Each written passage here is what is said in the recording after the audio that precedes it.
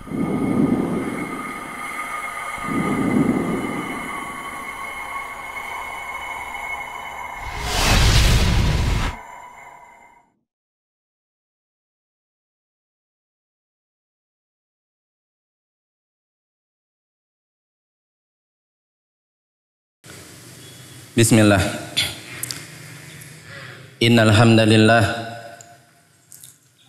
nahmaduhu wa nasta'inuhu wa nastaghfiruh wa na'udzu billahi min shururi anfusina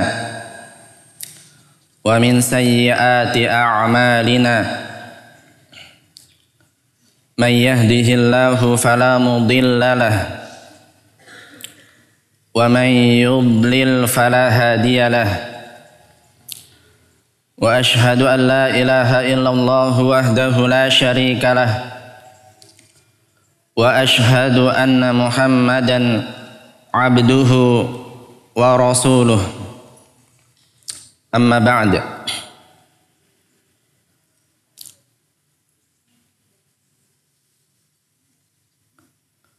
Dari Anas bin Malik, semoga Allah meridhoinya, dia berkata Rasulullah sallallahu alaihi wasallam, kullu bani Adam khata' wa khairul khata'ina at-tawwabun. Hadis ini hasan, diriwayatkan oleh Tirmidzi, Ibnu Majah, Ad-Darimi dan Ahmad. Yang artinya setiap anak-anak Adam adalah khata', yaitu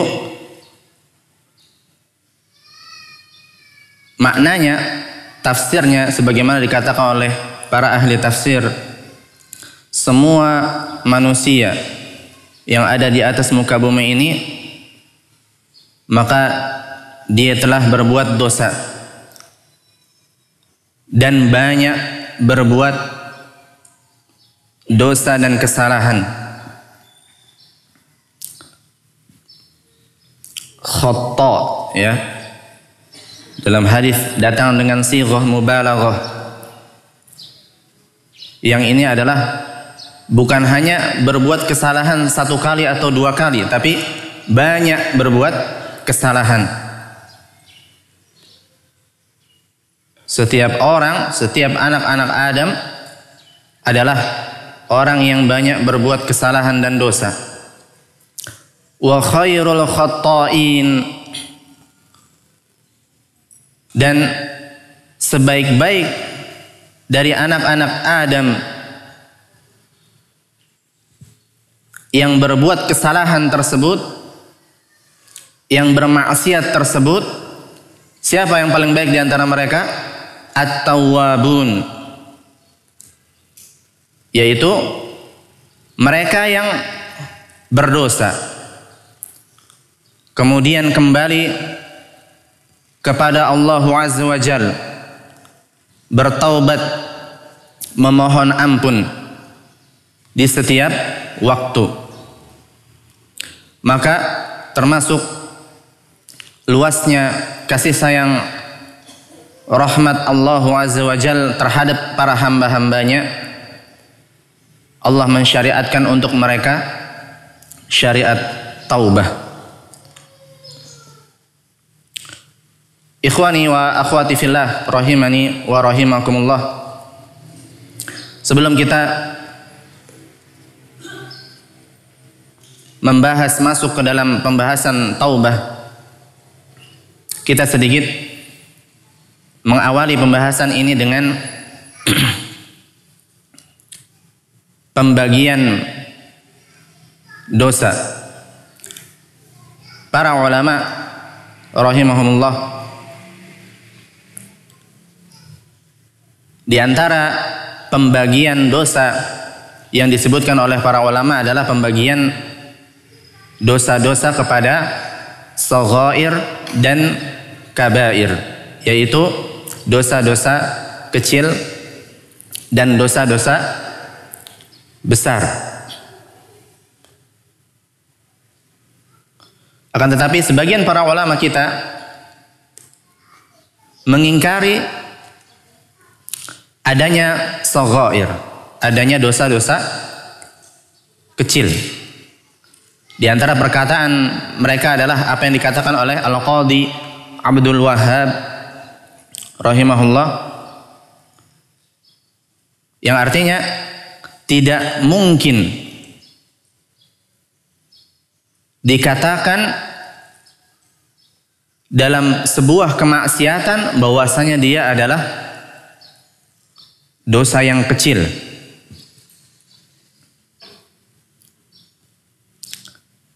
Kecuali maknanya adalah bahwasanya dia kecil jika dibandingkan dengan dosa-dosa yang besar. Artinya mereka yang mengingkari adanya dosa-dosa kecil ini juga mengakui bahwasanya dosa itu bertingkat-tingkat. Yang satu lebih rendah dari yang lain, yang satu lebih berat daripada yang lain. Kemudian apa yang dikatakan oleh Ibnu Faruq rahimahullah, ma'asillah ta'ala indana kulluha kabair. Maksiat-maksiat kepada Allah di sisi kami semuanya adalah dosa besar. Kabair, sesuatu yang besar. Wa innama yuqalu li ba'dihha saghirah wa kabirah bil idhafah ila ma huwa akbar minha.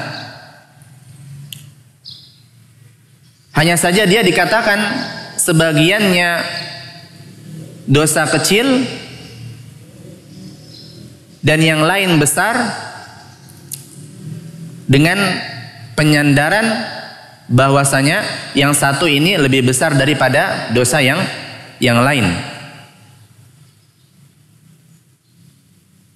Maknanya sehingga kita katakan bahwasanya dosa-dosa kepada Allah Azza wa Jalla tidak ada yang kecil dan remeh. Hanya saja untuk membandingkan satu dosa dengan dosa yang lainnya, maka dibuatlah pembagian ini. Bahwasanya satu dosa ini dia lebih ringan, bukan berarti lebih ringan untuk dilakukan, tapi apa? Lebih ringan daripada dosa ini yang lebih besar darinya. Nah,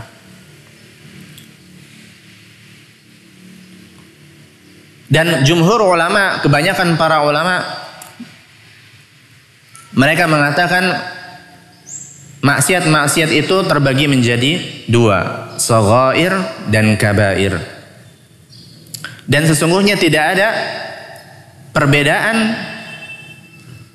secara makna atau secara hakikat dari kedua kelompok ini. Mereka sama-sama mengakui bahwasanya satu dosa dengan dosa yang lain ini bertingkat-tingkat.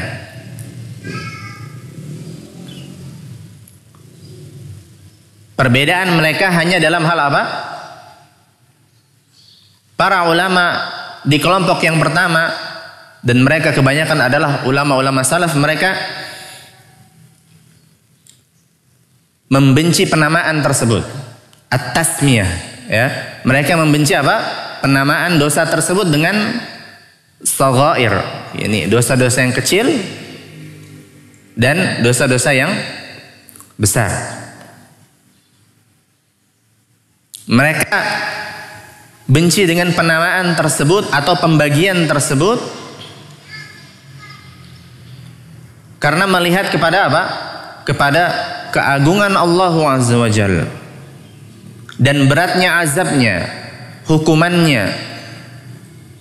Maka pengagungan mereka terhadap Allah Azza wa Jalla membuat hati mereka lari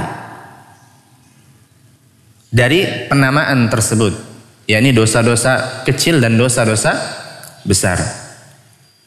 Akan tetapi para ulama kebanyakannya tidak melihat pada perkara ini karena itu merupakan sesuatu yang sudah diketahui bersama-sama bahwasanya maksiat ini adalah sesuatu yang besar. Karena kita melihat kepada siapa zat yang kita maksiati. Allahu Rabbul Alamin. Allah Rabb semesta alam. Nah, para jumhur ulama tidak melihat kepada hal ini karena hal itu adalah sesuatu yang maklum, sudah diketahui. Mereka membagi dosa-dosa ini menjadi shaghair dan kabair, dosa-dosa kecil dan dosa-dosa besar. Nah, karena firman Allah Ta'ala di antaranya alladzina yajtanibuna kabairal itsmi wal fawahisha illal lamam, yaitu orang-orang yang menjauhi dosa-dosa besar, kabairal itsm, ya dosa-dosa besar dan perbuatan yang keji, kecuali kesalahan-kesalahan yang kecil. Al-lamam, al-lamam itu kesalahan-kesalahan yang kecil. Dalam firman yang lain, in tajtanibu kaba'ira ma tunhauna anhu nukaffir ankum sayyi'atikum. Jika kalian menjauhi dosa-dosa besar yang dilarang darinya, kami akan hapuskan, kami akan tutupi dosa-dosa kecil kalian.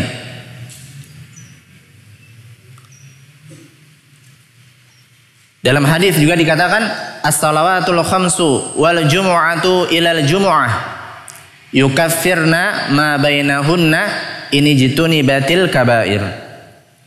Yang artinya salat yang 5, salat 5 waktu,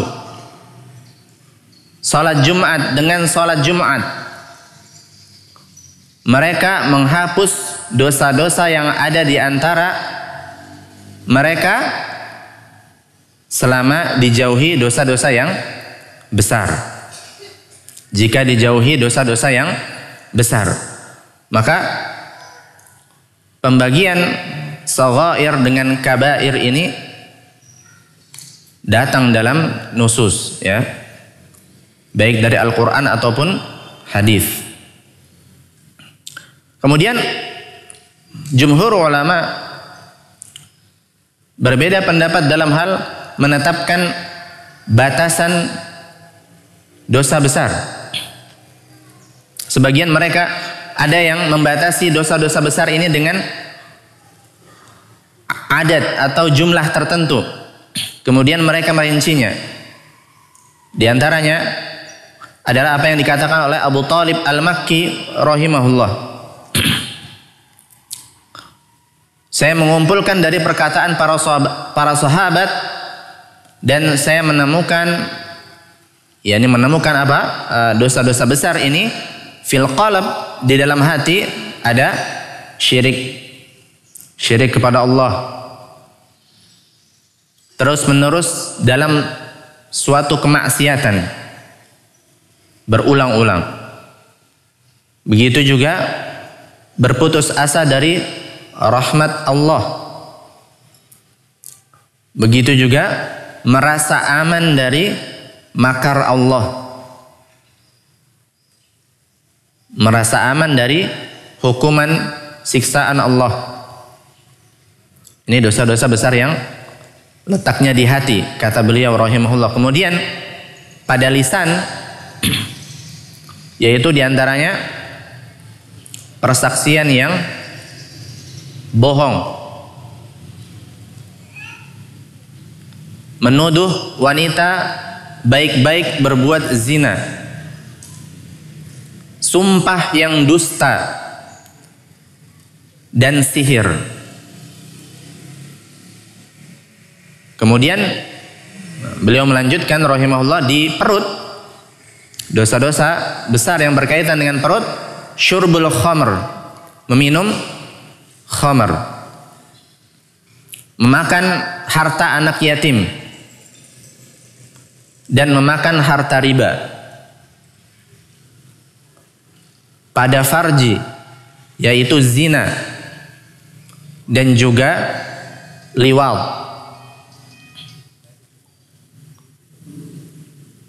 dosa besar yang ada di tangan yaitu membunuh dan mencuri, yang ada di kaki lari dari medan perang ketika perang sedang berkecamuk, yakni ketika disyariatkannya jihad, ya, lari dari medan perang.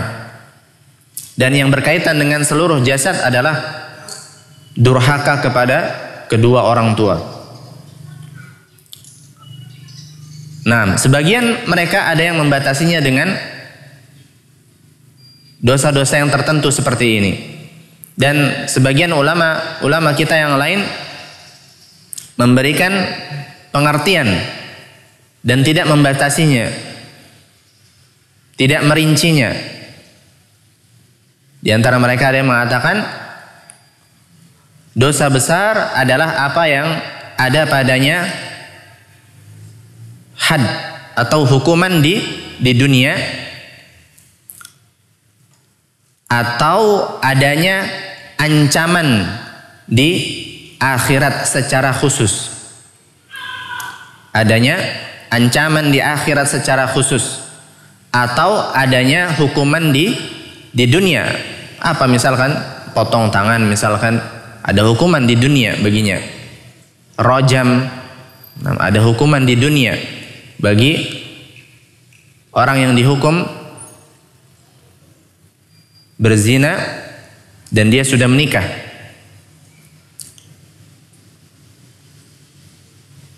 Kemudian ancaman, maksudnya ancaman yang khusus dengan api neraka, ya, ataupun laknat, ataupun al-ghadab, kemarahan Allah Azza wa Jalla.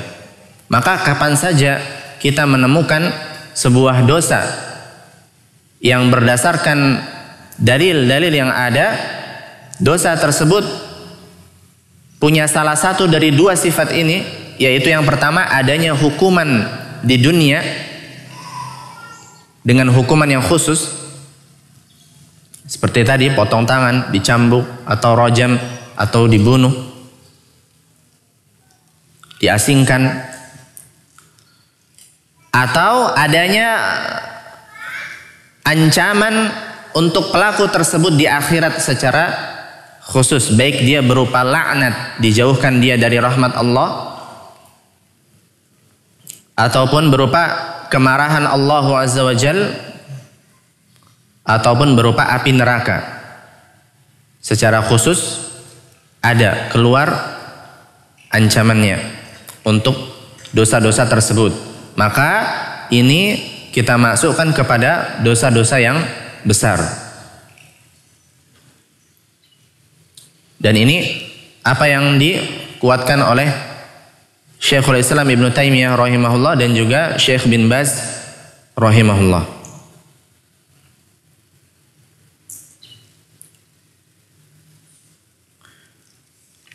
Nah, ini sedikit mengenai dosa-dosa agar kita dapat mengingat kembali, ya, pembahasan terkait dosa-dosa ini. Apa saja dia, mana saja dosa-dosa kecil, mana saja dosa-dosa besar, dan bermuhasabah terhadap diri kita masing-masing, seberapa banyak dosa-dosa yang telah kita lakukan. Kemudian at-taubah,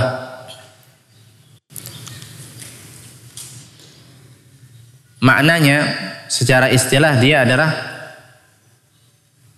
ar-ruju' min ma'siyatillahi ta'ala ila ta'atih, yakni kembali dari kemaksiatan kepada Allah Ta'ala kepada ketaatan kepadanya. Kembali dari maksiat kepada Allah kepada ketaatan.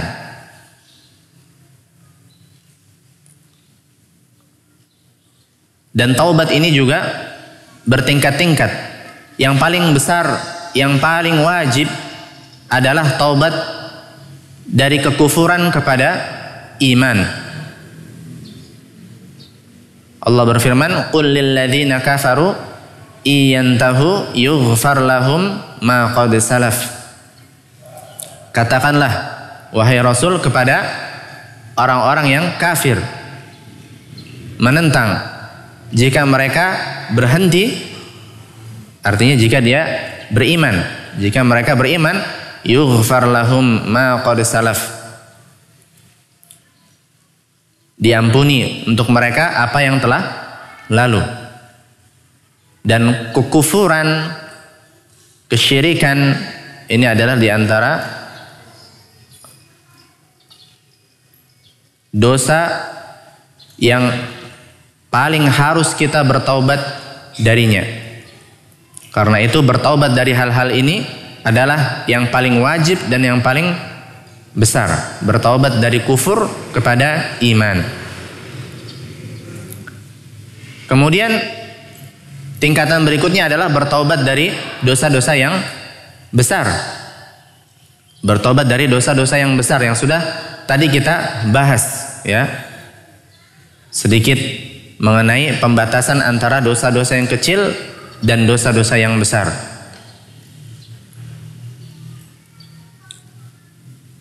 Karena para ulama mengatakan dosa-dosa besar ini,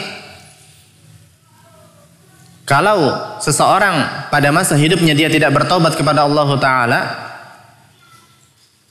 maka dia berada di bawah kehendak Allah Azza wa Jalla. Bisa jadi Allah mengampuni dia di akhirat, bisa jadi Allah mengazab dia di akhirat. Akan tetapi dia tidak terhapus dengan sendirinya dosa-dosa besar ini. Kemudian tingkatan yang berikutnya adalah bertobat dari dosa-dosa yang kecil. Bertobat dari dosa-dosa yang kecil. Dan taubat hukumnya adalah wajib. Wajib bagi seseorang untuk bertaubat kepada Allah Ta'ala dari setiap dosa. Dari setiap dosa, baik itu dosa berupa dia meninggalkan kewajiban yang Allah perintahkan kepadanya, ataupun dia berupa dosa melakukan sesuatu yang Allah larang dia darinya. Maka bertobat ini hukumnya wajib. Bahkan wajib alal faur, wajib dan wajib bersegera bertaubat. Tidak boleh menunda-nunda. Kemudian di antara pembahasan para ulama juga, ikhwani wa akhwati fillah rahimani wa rahimakumullah, adalah mengenai syarat-syarat taubat. Taubat secara rinci memiliki 5 syarat. Yang pertama adalah al-ikhlasu lillah. Ikhlas bertaubat kepada Allah Azza wa Jalla. yakni dia memaksudkan dengan taubatnya tersebut mencari ridha Allah, agar Allah menerima taubatnya dan agar Allah memaafkan dari maksiat-maksiat yang dia lakukan, hanya mengharapkan wajah Allah Azza wa Jalla. Allah berfirman, wa ma umiru illa liya'budullaha mukhlishina lahuddin. Dan tidaklah mereka itu diperintahkan kecuali untuk beribadah kepada Allah dengan memurnikan ketaatan kepadanya dalam menjalankan agama.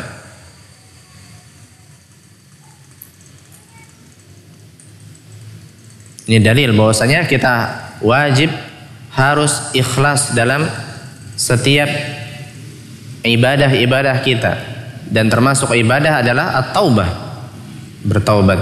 Wajib kita ikhlaskan taubat kita ini hanya untuk Allah, bukan karena tujuan-tujuan dunia, bukan karena orang per orang, dan bukan karena sebab yang lain.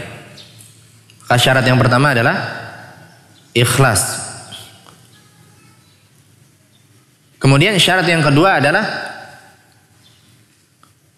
penyesalan. Penyesalan terhadap apa yang dia perbuat dari maksiat. An-nadam, ya. Penyesalan terhadap apa yang dia perbuat dari maksiat. Kenapa penyesalan ini menjadi syarat? Nah, karena adanya penyesalan ini adalah menunjukkan bahwasanya dia benar dalam taubatnya tersebut. Adanya penyesalan ini menunjukkan bahwasanya dia benar dalam taubatnya tersebut. Bukan bermain-main.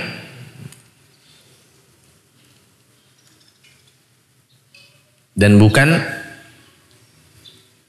yang lain. Dia benar-benar bertaubat, menghadapkan hatinya kepada Allah Azza wa Jal dengan sungguh-sungguh, maka mesti harus ada penyesalan setelah perbuatan maksiat tersebut. Karena nggak tergambar bagi kita seseorang yang bertaubat tapi nggak ada sama sekali penyesalan dalam dirinya. Dan penyesalan itu bagaimana? Penyesalan ma'ruf, ya. Ini rasa sempit dalam hati, kita sedih terhadap apa yang telah kita berbuat dari maksiat tersebut, dan kita tidak merasa bahwasanya kita dalam keadaan baik-baik saja sampai kita bertaubat kepada Allah Azza wa Jalla.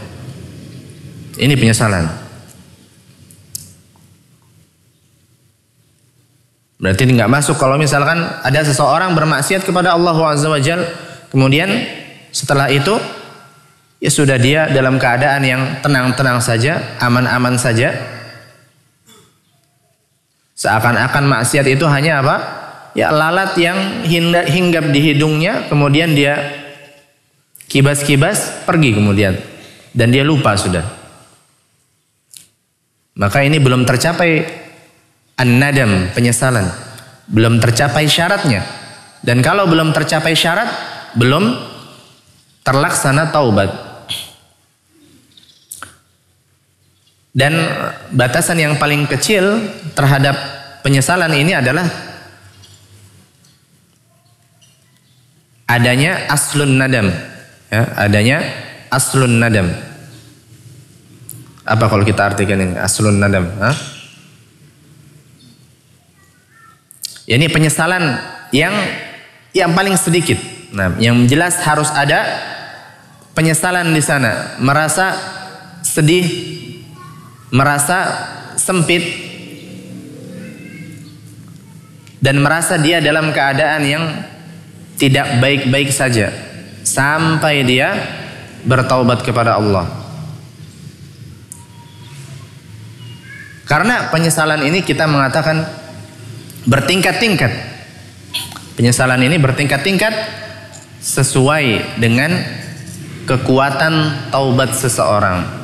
Sesuai dengan kekuatan taubat seseorang. Karena itu dalam hadis disebutkan bahwasanya dahulu ada seorang wanita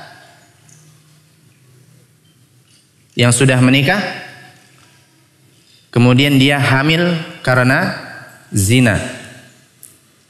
Dia datang kepada Rasulullah sallallahu alaihi wasallam minta untuk dihalalkan. Yaitu apa? Apa dihalalkan di sini? Dihukum. Dihukum dengan hukuman rajam. Ya. Bagi yang telah menikah kemudian dia berzina, syariat menentukan hukuman rajam baginya di dunia. Apa itu rajam?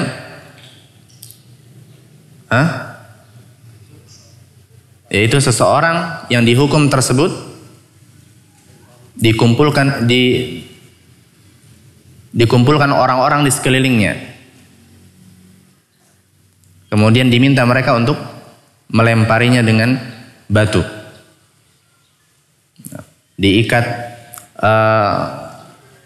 baju-bajunya agar tidak tersingkap auratnya, kemudian disuruh orang-orang untuk berkumpul di sekelilingnya, kemudian dilempar dengan batu. Batunya pun tidak boleh batu yang sangat besar, karena kalau batu yang sangat besar sekali lempar langsung mati. Dan tidak boleh batu yang terlalu kecil, karena batu yang terlalu kecil akan memperpanjang penderitaan dia, nggak mati-mati nanti. Jadi batunya pertengahan, sedang-sedang. Dan tentu saja dia tidak langsung mati dirajam. Dia merasakan azab dahulu sebelum akhirnya dia mati karena lemparan batu tersebut. Dan ini sebagai apa? Balasan atas setiap kenikmatan yang dia rasakan ketika melakukan dosa tersebut.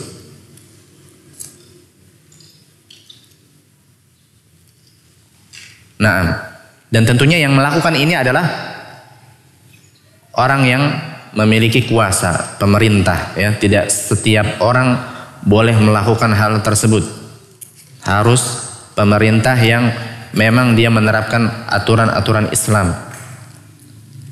Tidak boleh orang perorangan melakukan hal tersebut.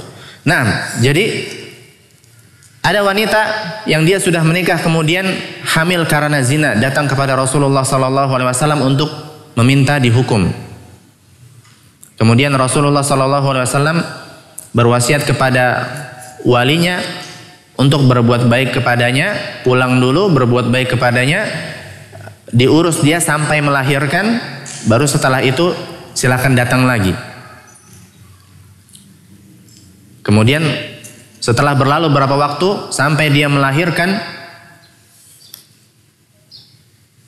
sampai anaknya terurus, akhirnya dia datang lagi kepada Rasulullah SAW minta di rojam. Tsumma amara biha farujimat tsumma shalla 'alaiha. Kemudian pun Nabi SAW memerintahkan untuk merajam wanita tersebut. Kemudian setelah dirajam wanita tersebut, Rasulullah SAW pun mendoakannya, berdoa kepadanya.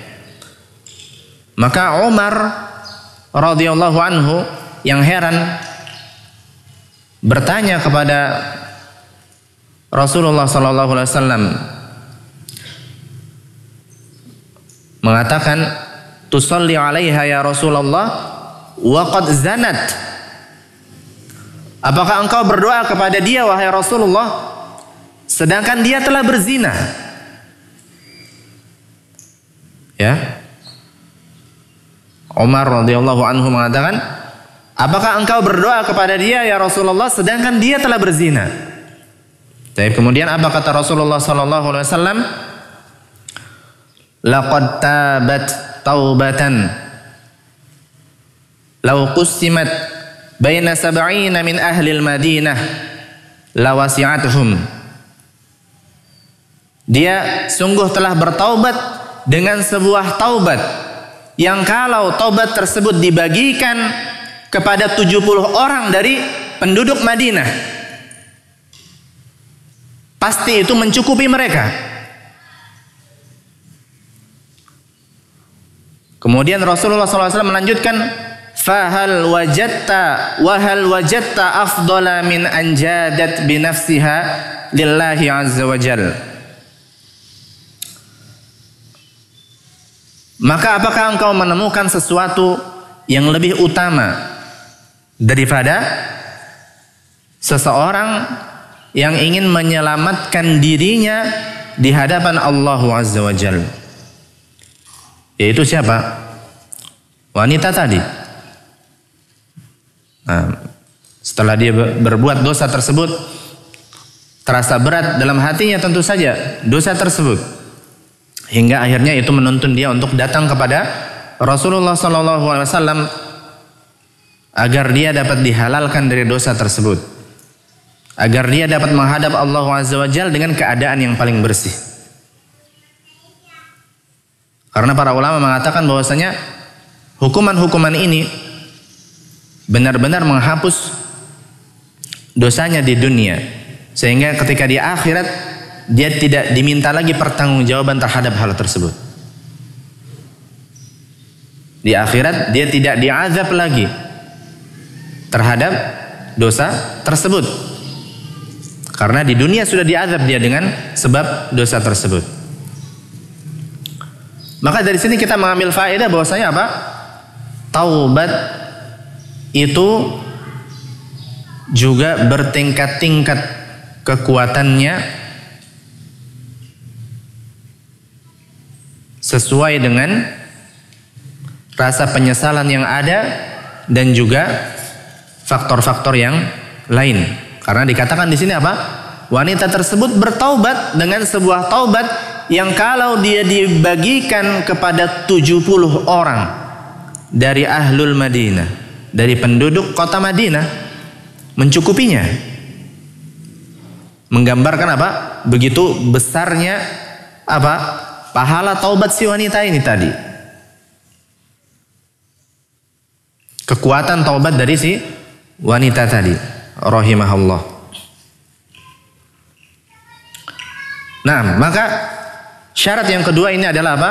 Adanya penyesalan, an-nadam, terhadap perbuatan maksiat yang telah dia lakukan. Kemudian syarat yang ketiga, berhenti dari maksiat yang dia ada padanya. Berhenti dari maksiat yang dia lakukan. Kalau kemaksiatannya adalah berupa meninggalkan sesuatu yang wajib, maka dia harus melaksanakan kewajiban tersebut. Kalau kemaksiatannya berupa melakukan apa yang Allah larang, maka dia harus meninggalkan perbuatan tersebut.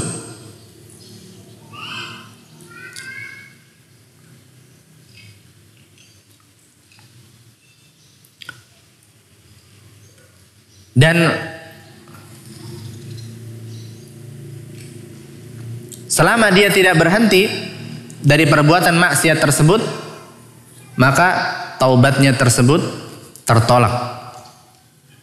Maka taubatnya tersebut tertolak. Artinya apa? Dia sedang melakukan kemaksiatan, nah, kemudian dia teringat akan taubat. Hatinya mengingkari apa yang dia lakukan, dan dia mendatangkan taubat, tapi dia belum berhenti dari kemaksiatan yang dia lakukan, masih ada di sana, masih tergelincir di sana dia.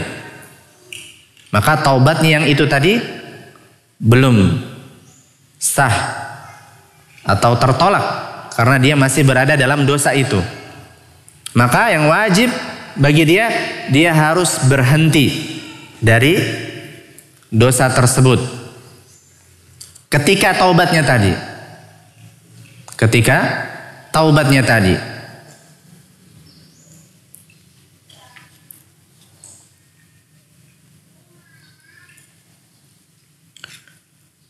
Dan berhenti dari maksiat ini juga kita bisa bagi lagi, apakah dia maksiat yang berkaitan dengan hak Allah Azza wa Jalla. Maka kemaksiatan yang seperti ini cukup antara dia dengan Allah Azza wa Jalla. Dia mendatangkan syarat-syarat taubat, kemudian cukuplah ini antara dia dengan Allah Azza wa Jalla. Dan tidak boleh baginya untuk menceritakan maksiat tersebut kepada orang lain tanpa adanya hajah.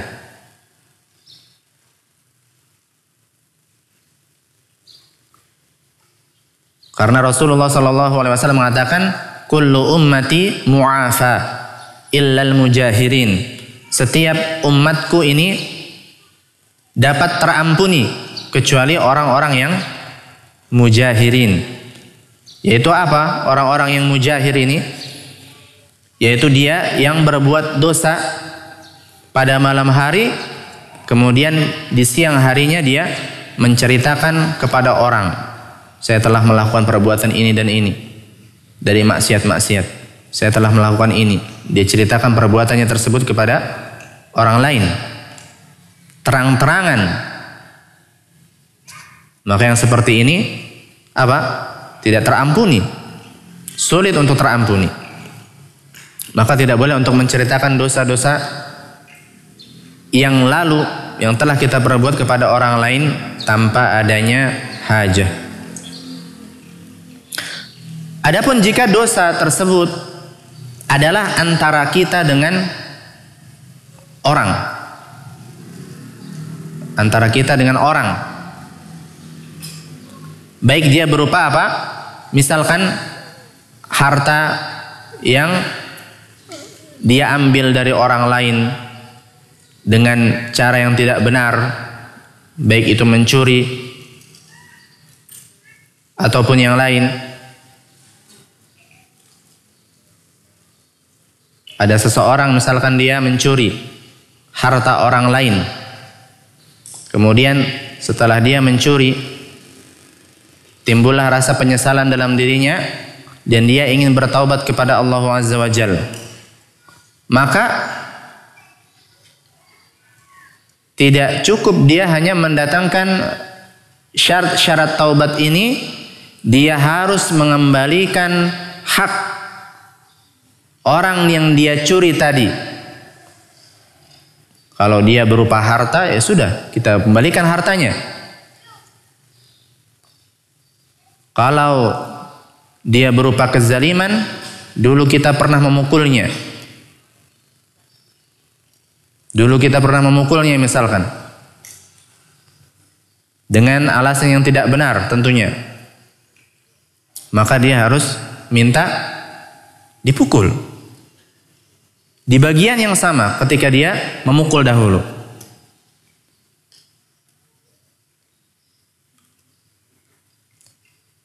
Kalau itu berupa celaan, dia mencela orang lain,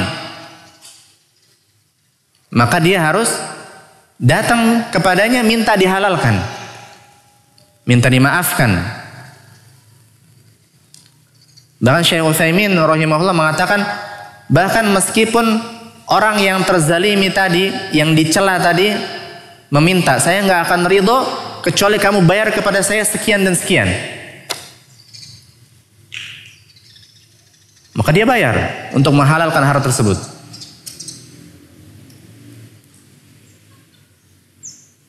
Taib, maka kalau dosa ini berkaitan dengan orang, menzalimi orang lain, mengambil harta orang lain, mencela, memukul dengan alasan yang tidak benar, maka dia harus memberikan hak-hak tersebut kepada orang-orang tersebut atau meminta penghalalan terhadap hal tersebut.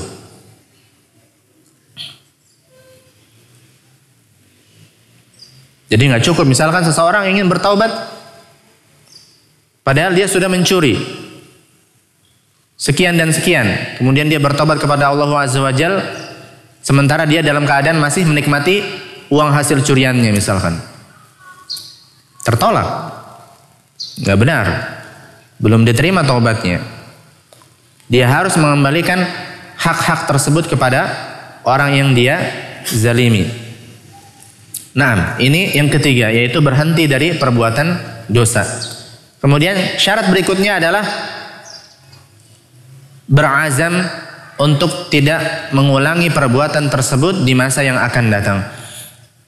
Berazam untuk tidak mengulangi perbuatan tersebut di masa yang akan datang. Kalau seandainya dia bertaubat, kemudian hatinya berbisik kepadanya, nanti kalau ada kesempatan saya mau ulangi lagi. Maka ini bukan tekad yang benar tentunya. Nggak benar taubatnya. Tidak terpenuhi syarat ini, yaitu apa? Bertekad untuk tidak mengulangi perbuatan tersebut di masa yang akan datang.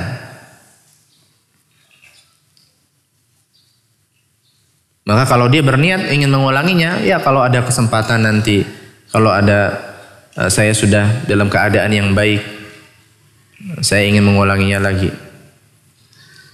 Maka tentu saja taubat yang seperti ini tidak benar. Bertekad untuk tidak mengulangi perbuatan tersebut di masa yang akan datang. Terlepas dari nanti di masa yang akan datang ternyata dia terjatuh lagi ke dalam dosa yang sama misalkan. Terlepas dari hal tersebut, kita nggak peduli terhadap hal tersebut. Yang jelas ketika dia bertaubat, dia bertekad sekuat-kuatnya agar tidak mengulangi perbuatan tersebut lagi di masa yang akan datang. Kemudian syarat yang kelima, dia bertaubat di waktu yang masih bisa diterima taubat padanya. Dia bertaubat di waktu yang masih bisa diterima taubat padanya.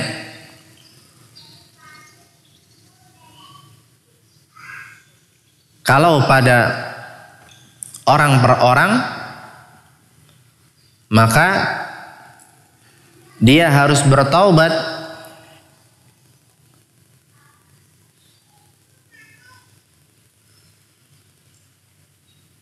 dia masih bisa diterima taubatnya selama dia tidak berada di akhir ajalnya. Selama dia tidak berada di akhir ajalnya.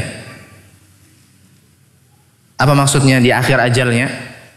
Yaitu ketika seseorang dia sudah melihat bahwasanya dirinya ini kemungkinan besar sudah akan nggak bisa hidup lagi.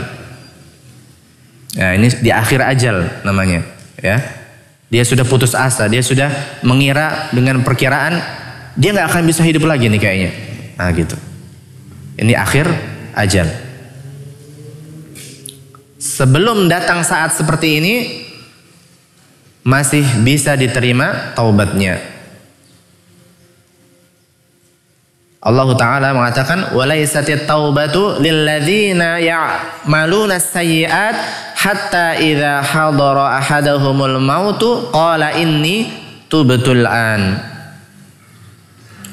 Dan tidaklah taubat itu untuk orang-orang yang melakukan kejahatan hingga jika datang kepada seorang dari mereka kematian, mereka mengatakan sungguhnya saya bertaubat sekarang. Maka nggak ada taubat untuk yang seperti ini. Orang yang sudah berada di akhir ajalnya, dia sudah putus asa untuk hidup, sebentar lagi dia mengira kematian akan datang padanya, maka sudah tertutup pintu taubat baginya ketika itu. Dan secara umum taubat masih bisa dilakukan sebelum matahari terbit dari tempat tenggelam dia biasanya. Berdasarkan sabda Rasulullah SAW, al-hijratu la tanqati'u hatta tanqati'u taubah, wa taubatu la tanqati'u hatta tatlu'a syamsu min maghribiha. Hijrah itu tidak akan terputus sampai taubat terputus, dan taubat tidak akan terputus sampai matahari terbit dari tempat dia tenggelam. Sampai matahari terbit dari tempat dia tenggelam di barat, ya, matahari terbit dari barat. Yang mana ini adalah salah satu tanda-tanda kiamat. Ketika matahari sudah terbit dari barat, maka sudah tertutup pintu taubat. mau dia semenyesal apapun, maka taubatnya sudah tertutup. Ini secara umum ya, untuk semua orang. Tapi untuk perorangan tadi apa? Ketika dia sudah berada di akhir ajalnya, dia sudah putus asa untuk hidup lebih lama lagi, mengira bahwasanya kematian akan datang sebentar lagi, maka ketika itu juga pintu taubat juga tertutup di sana.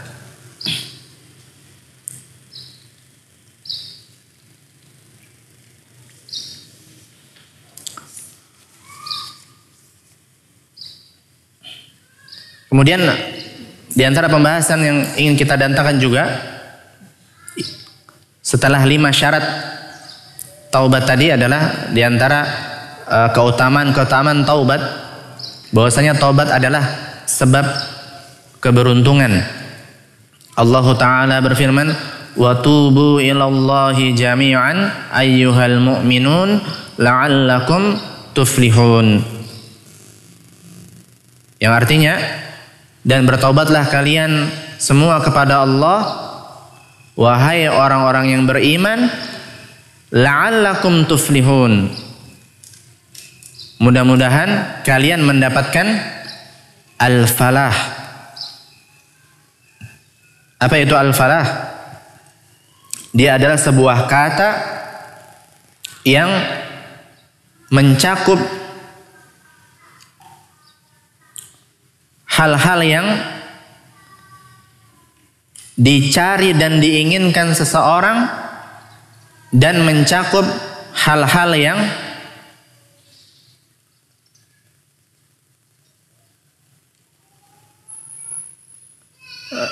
dan hilang, dan hal-hal di mana hal-hal yang dia takuti itu menghilang darinya.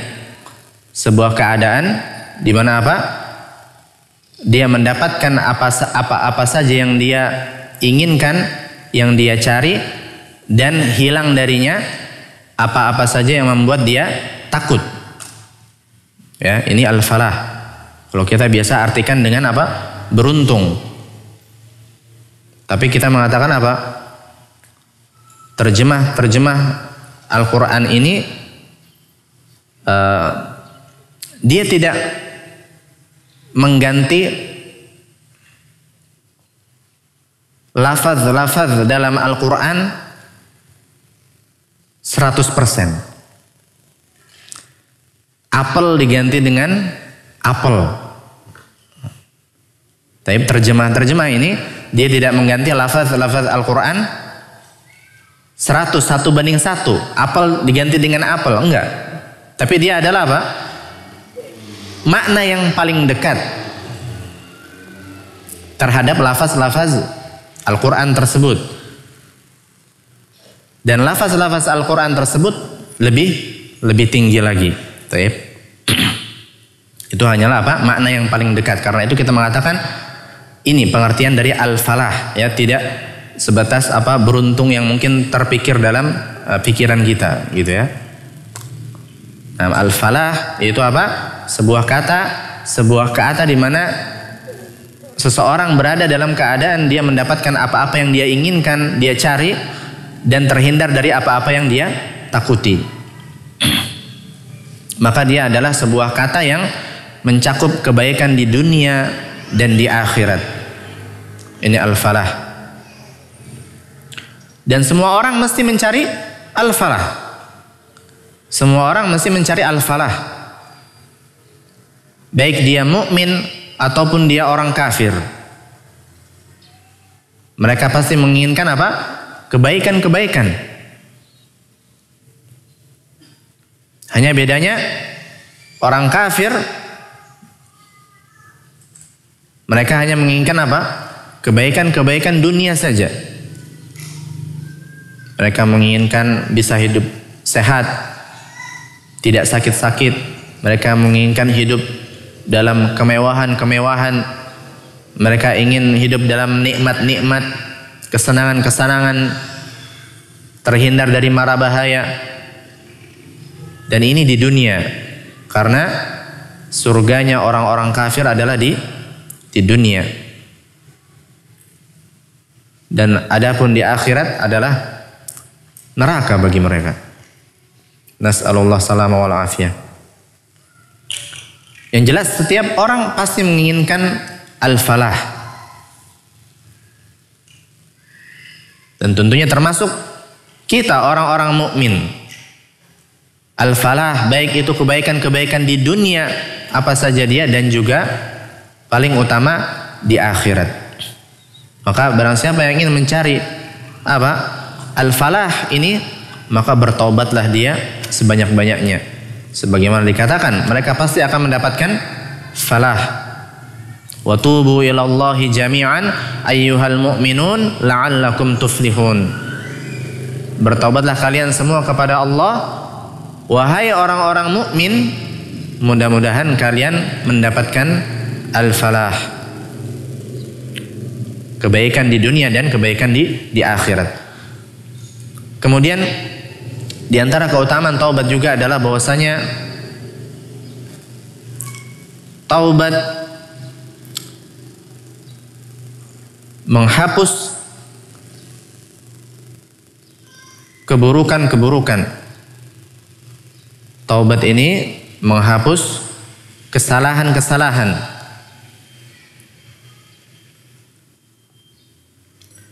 Allah Ta'ala berfirman, Ya ayyuhalladzina amanu tubu ilallahi taubatan nasuha asa rabbukum ayyukaffiru ankum sayyiatikum wa yudkhilakum jannatin tajri min tahtihal anhar. Wahai orang-orang yang beriman, bertaubatlah kalian kepada Allah dengan taubat yang sebenar-benarnya. Mudah-mudahan Rabb kalian menutupi kesalahan-kesalahan kalian, menghapus kesalahan-kesalahan kalian, dan memasukkan kalian kepada surga yang mengalir di bawahnya sungai-sungai. Maka taubat ini adalah sebab dihapuskannya dosa-dosa, kesalahan-kesalahan,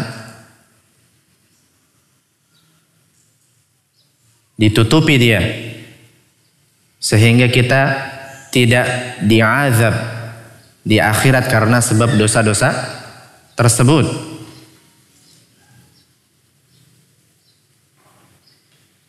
Dan juga sebab Allah memasukkan kita kepada surga yang mengalir di bawah istana-istana dan pepohonan-pepohonan surga, sungai-sungai yang indah, yang sebaik apapun bayangan kita terhadap hal tersebut, pasti surga lebih indah lagi.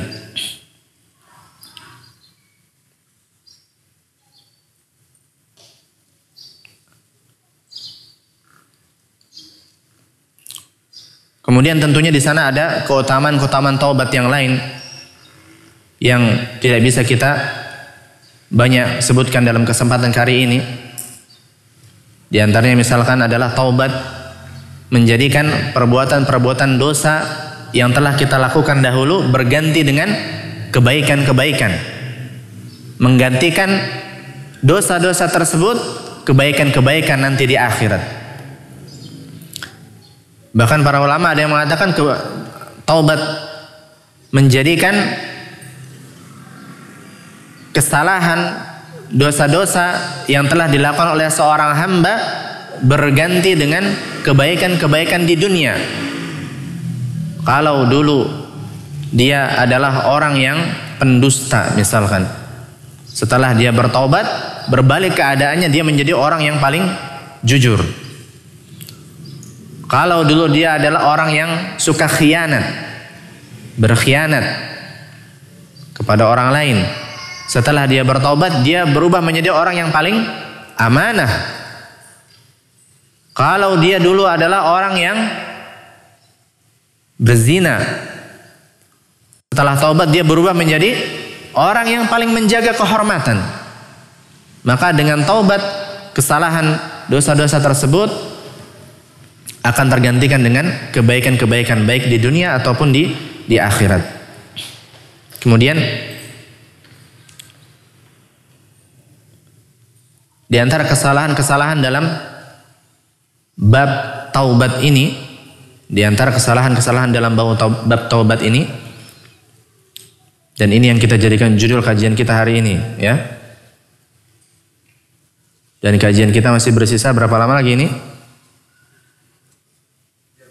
2 jam. Baik. Kesalahan-kesalahan dalam perkara taubat yang pertama adalah menunda taubat.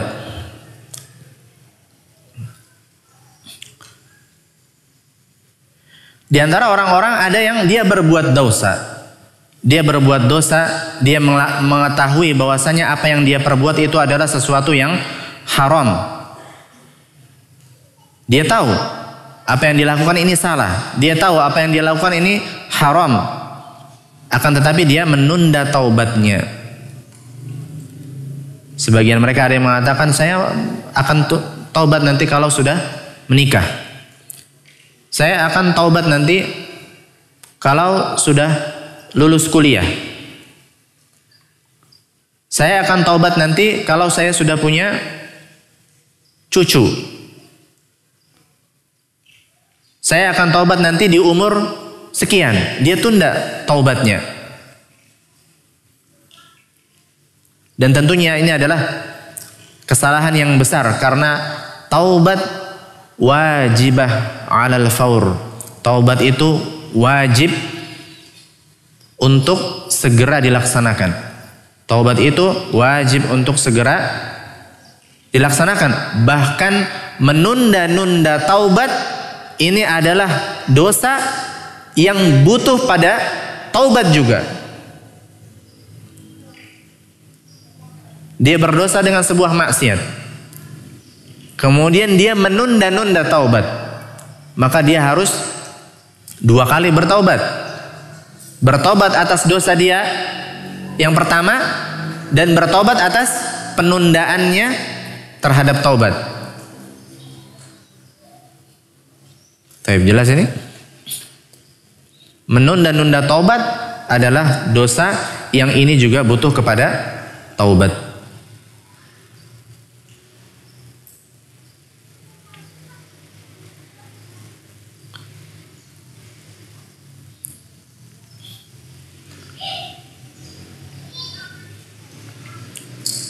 Dan menunda taubat ini adalah sebab apa?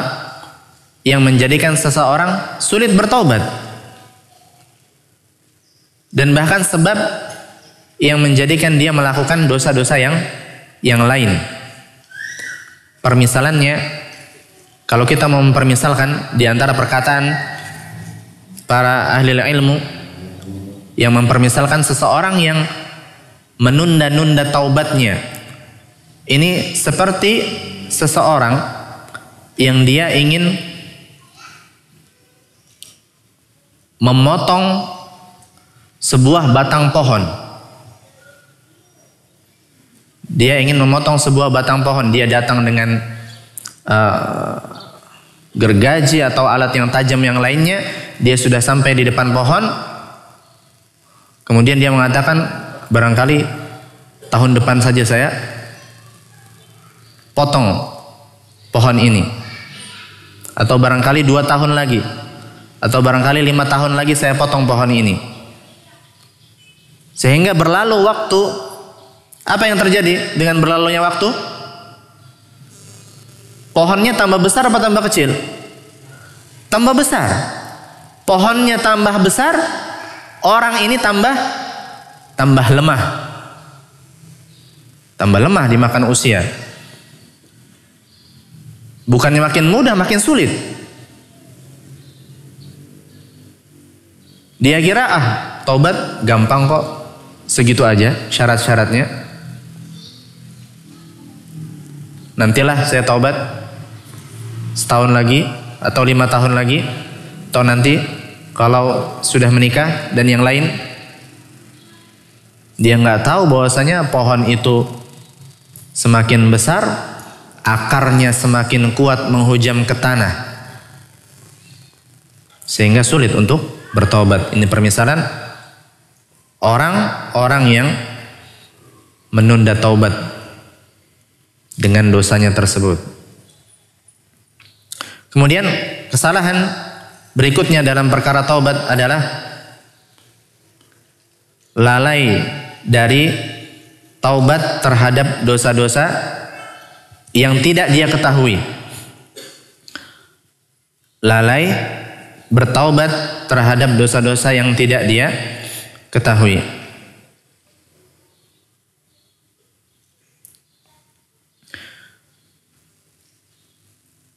Seseorang dan banyak orang dia melihat dirinya telah berbuat kemaksiatan.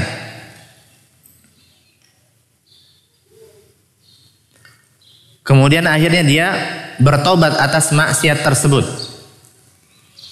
Kemudian setelah itu dia mengira bahwasanya dia telah aman. Padahal di sana ada dosa-dosa yang sifatnya tersembunyi. Ada dosa-dosa yang sifatnya tersembunyi. Artinya apa? Dia terletak di dalam hati. Dia terletak di dalam hati. Baik itu berupa apa? Sifat hasad. Dia nggak suka ngelihat orang lain senang, senang lihat orang lain susah, gitu ya. Hasad.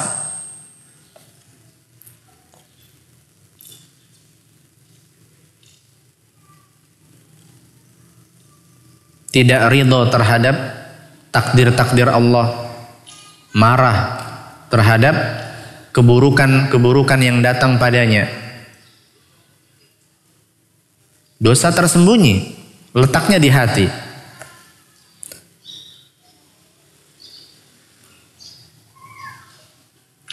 Bersandar kepada selain Allah, hatinya bersandar berharap kepada seseorang, melebihi harapan dia kepada Allah.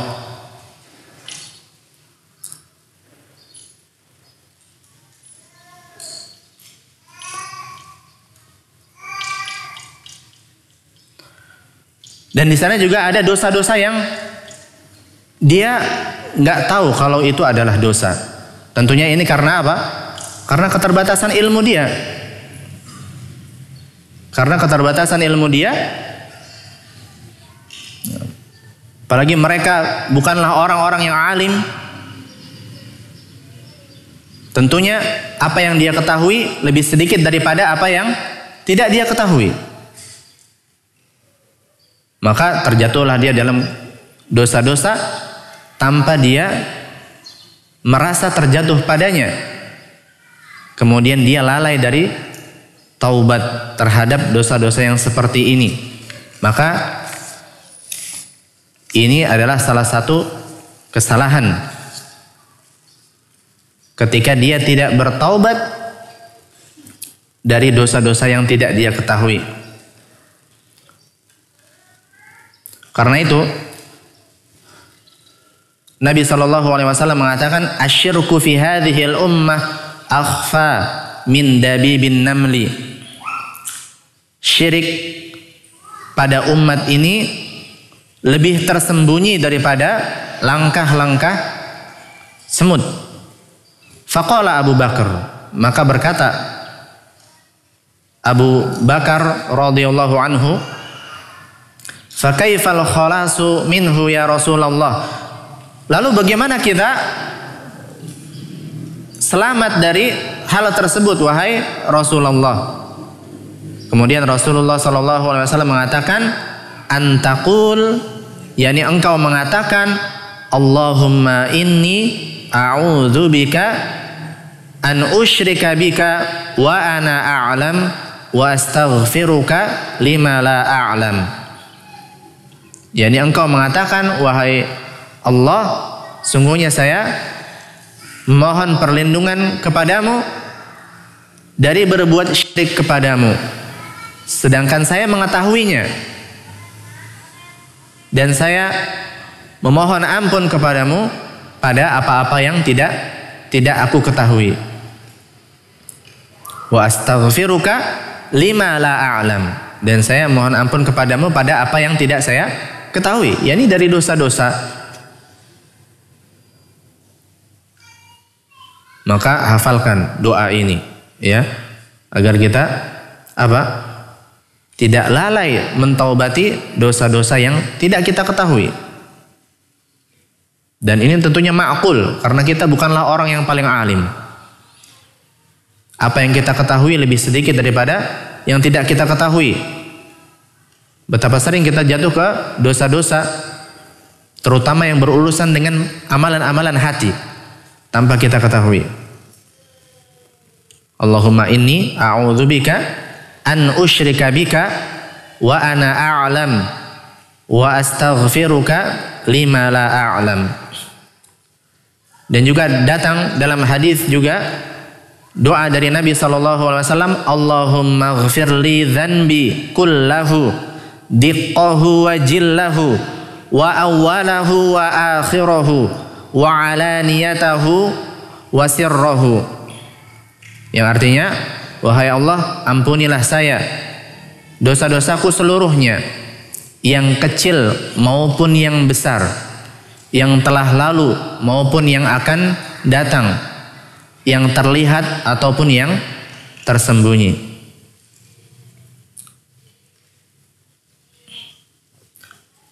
Kemudian kita berlanjut ke kesalahan yang ketiga dalam perkara taubat adalah meninggalkan taubat karena takut mengulangi dosa tersebut. Meninggalkan taubat karena takut mengulangi dosa tersebut.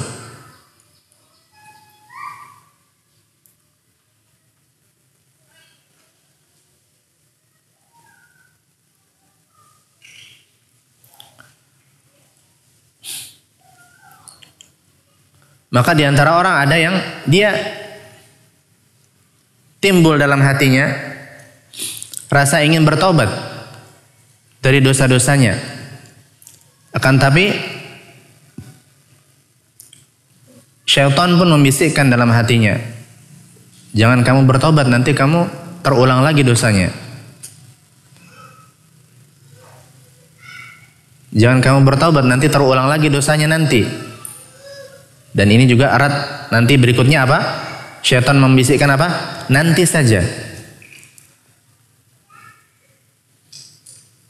Masa setelah kamu bertobat nanti kemudian beberapa hari kemudian kamu ulangi lagi? Dan seterusnya, di antara bisikan-bisikan syaitan. Sehingga dia takut bertobat karena apa? Dia merasa takut akan mengulangi dosa itu lagi. Takut taubat karena takut mengulang dosa. Dan tentu saja ini adalah kesalahan yang besar. Karena setiap diri kita tidak tahu kapan ajal itu tiba. Dan barangkali ajal sudah datang kepadanya sementara dia masih dalam keadaan seperti itu. Dia nggak bertobat, dia tunda. Karena apa? Takut nanti terulang lagi dosanya. Ditunda lagi. Nah, ada keinginan untuk bertobat, takut nanti terulang lagi dosanya.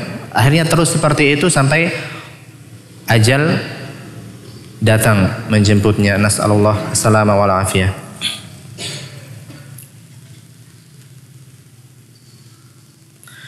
Maka untuk mereka yang seperti ini kita mengatakan wajib bagi kita untuk ihsanadz-dzan, berbaik sangka kepada Allah dan meyakini bahwasanya kalau kita mendekat kepada Allah Azza wa Jalla, Allah juga pasti akan mendekat kepada kita.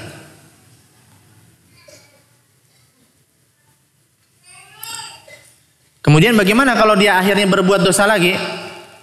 Maka wajib bagi dia untuk yujaddidut taubah, memperbarui taubatnya lagi. Dia berdosa, kemudian bertaubat, berazam untuk tidak mengulanginya lagi di masa yang akan datang. Berlalu waktu, kemudian ada hal yang mendorong dia untuk berbuat maksiat, akhirnya tergelincir lagi dia berbuat dosa. Apa yang wajib atasnya? Taubat lagi.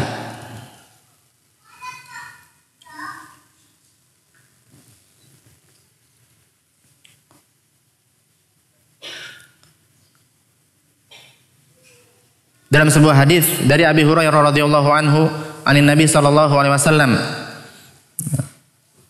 fima yahki an rabbih azza wa jalla, dari Nabi sallallahu alaihi wasallam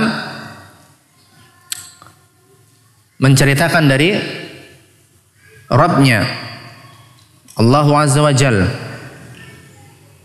Nah, Allah mengatakan aznaba 'abdun dzanban, seorang hamba berbuat sebuah dosa, maka dia pun mengatakan Allahumma ghfirli dzanbi, wahai Allah ampunilah dosaku. Faqala tabaraka wa ta'ala, maka berkata tabaraka wa ta'ala, aznaba 'abdi dzanban fa'alima anna lahu rabban yaghfiru dzanba wa ya'khudhu bidzanbi. Allah mengatakan hambaku berbuat sebuah dosa, maka dia mengetahui bahwasanya dia memiliki Rabb yang mengampuni dosa-dosa dan juga bisa membalas dosa-dosa. Thumma 'ada fa'adznaba, kemudian dia kembali lagi melakukan dosa. Faqala, kemudian dia mengatakan lagi, ay rabbi ghfirli dzanbi, wahai Rabb ampunilah dosaku. Maka Allah pun mengatakan aznaba 'abdi dzanban, hambaku telah berbuat dosa, maka dia mengetahui bahwasanya dia memiliki Rabb yang dapat mengampuni dosa-dosa dan juga dapat membalas dosa-dosa tersebut. Kemudian dia kembali berbuat dosa lagi. Ini masih dalam hadis yang sama, 3 kali terulang. Aznaba 'abdi dzanban, hambaku berbuat sebuah dosa, maka dia mengetahui bahwasanya dia memiliki Rabb yang bisa mengampuni dosa dan bisa juga membalas dosa tersebut. Kemudian Allah mengatakan apa? I'mal ma syi'ta faqad ghafartu lak.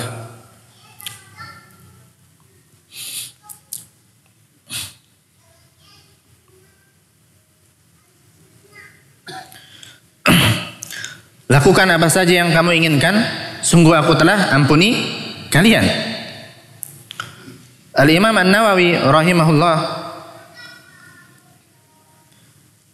mengatakan, menerangkan hadis ini, perkataan Allah Azza wa Jal bagi orang yang mengulang-ulang dosanya tadi, i'mal ma syi'ta faqad ghafartu lak, berbuatlah sesukamu, sungguh aku telah ampuni. Maknanya apa?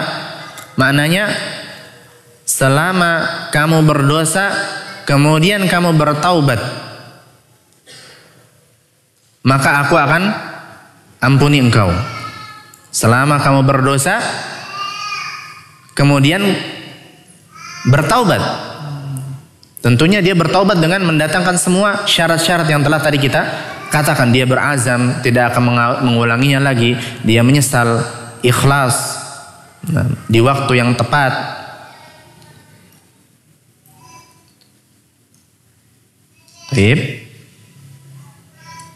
Tapi dia berdosa lagi. Nah, bisa jadi seperti ini terjadi pada seorang mukmin, dan bahkan Al-Hasan Al-Basri rahimahullah mengatakan begitulah keadaan seorang mukmin. Dia berdosa, kemudian bertobat, berdosa, bertaubat lagi pada Allah Azza wa Jalla, berdosa lagi dia dengan dosa yang lain, bertaubat lagi kepada Allah Azza wa Jalla. Seperti itu terus menerus.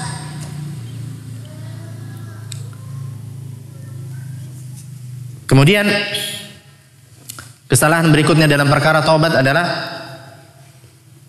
meninggalkan taubat karena takut celaan manusia.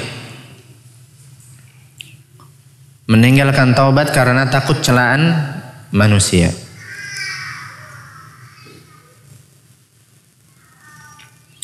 Di antara manusia ada yang mereka yang hatinya membisikkan padanya untuk bertaubat. Dia ingin istiqomah, tapi kemudian rasa takut menghampirinya. Takut dari apa? Takut dari celaan atau cibiran orang.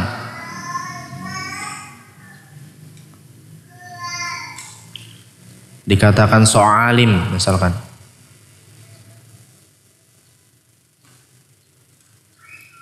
Dulunya misalkan dia tidak berhijab,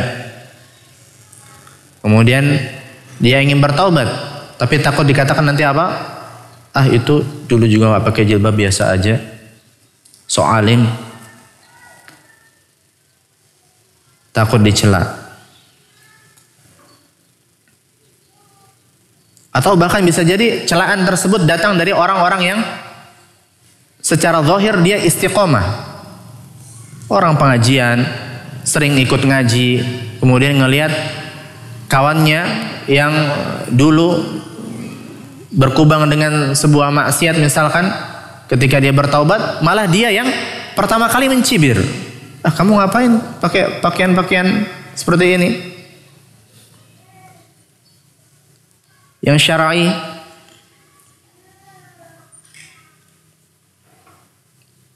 Lucu dan segala macam. Akhirnya dia tidak jadi bertaubat karena apa? Takut kepada celaan, cibiran, ejekan orang-orang.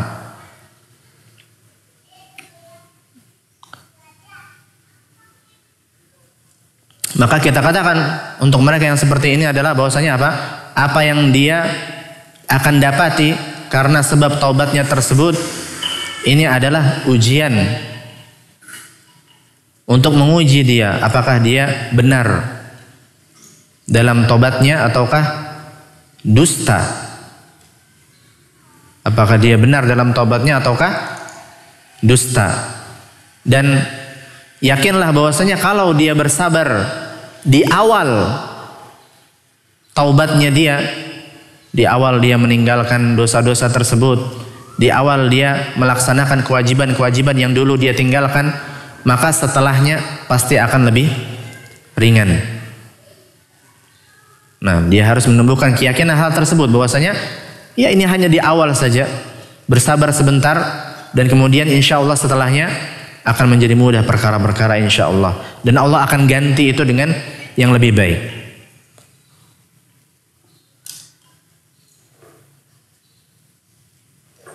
Dan kita katakan juga bagaimana dia takut kepada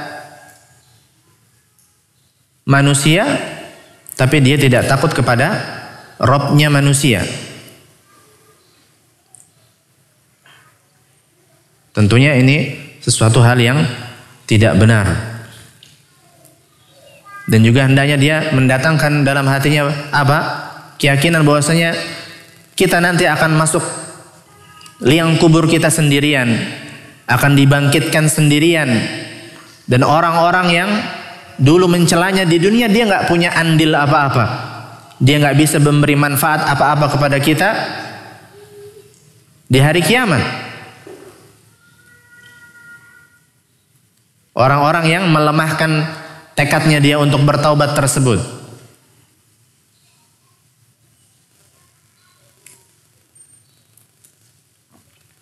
Nah, maka semestinya dia lebih menumbuhkan rasa takutnya kepada Allah Azza wa Jalla, Rabb semesta alam, Rabb yang telah menciptakan dia dan orang-orang yang mencibirnya tersebut.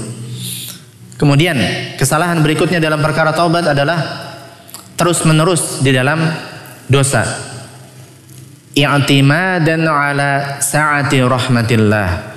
Dia terus-menerus di dalam dosa, kemudian dia bersandar dengan luasnya rahmat Allah Azza wa Jalla.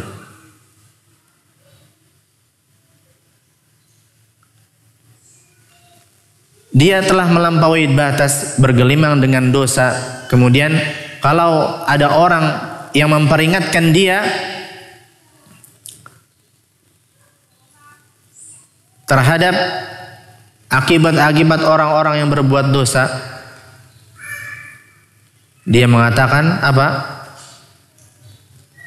Sungguhnya Allah itu Maha Pengampun lagi Maha Penyayang. Dia mengatakan seperti itu. Dan tentu saja kita mengatakan ini adalah juga termasuk kebodohan, dan orang yang seperti ini adalah orang-orang yang tertipu. Karena rahmat Allah Azza wa Jalla ini dekat bagi orang-orang yang berbuat baik, bukan orang-orang yang jahat. Rahmat Allah Azza wa Jalla ini dekat untuk mereka orang-orang yang berbuat baik, berbuat ihsan, bukan kepada orang-orang yang berbuat jahat.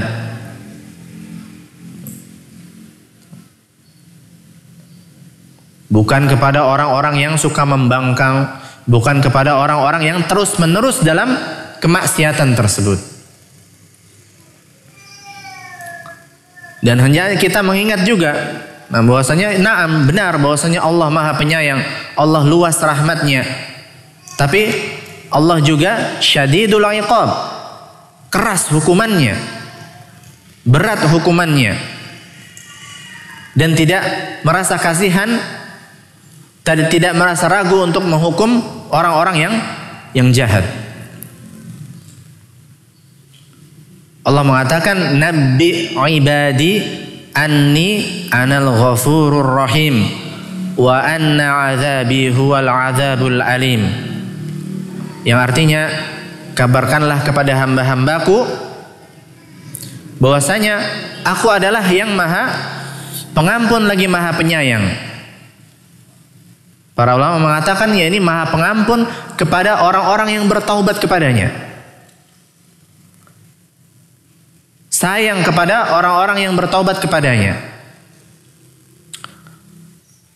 Wa anna azabi huwal azabul alim, dan bahwasanya azabku ini adalah azab yang pedih dan menyakitkan, yaitu para ulama mengatakan apa? Untuk orang-orang yang tidak bertaubat kepada Allah Azza wa Jalla.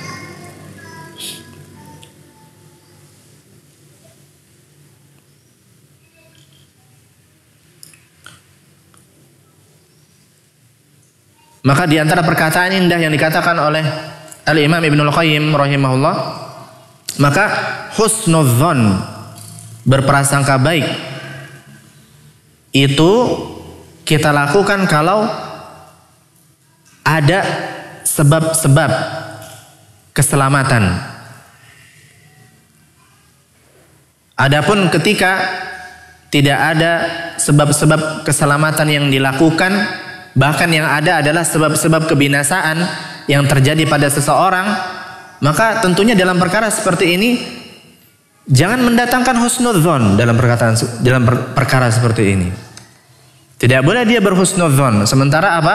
Dia bergelimang dalam dosa dan maksiat, menunda-nunda taubat, terus-menerus seperti itu, bahkan berpindah dari satu dosa ke dosa lainnya yang lebih berat dan seterusnya. Maka husnudzon ini harus dengan adanya apa? Sebab-sebab yang dilakukan oleh hamba tersebut, berupa taubat, berupa memperbanyak amal-amal soleh, berupa meninggalkan kemaksiatan-kemaksiatan tersebut.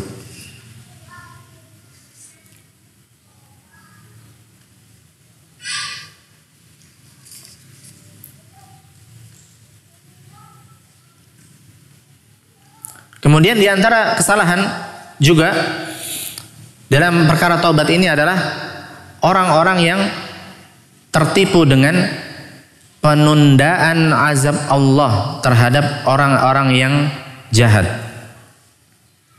Orang-orang tertipu dengan penundaan Allah terhadap orang-orang yang jahat. Di antara mereka ada yang bergelimang dalam dosa dan maksiat. Kemudian ketika diingatkan dia mengenai akibat dari dosa-dosa tersebut, mereka berhujjah, mereka beralasan Itu lihat di sana ada banyak orang berbuat dosa, bergelimang dengan maksiat, berbuat kerusakan di sana sini, berbuat kezaliman, mengambil harta dengan cara yang enggak benar, makan harta riba, membunuh orang bahkan. Akan tetapi Akan tetapi dia hidup dalam rezeki yang banyak, dalam kesenangan-kesenangan, nggak didatangi polisi, nggak diminta pertanggungjawaban, nggak dihukum dan seterusnya.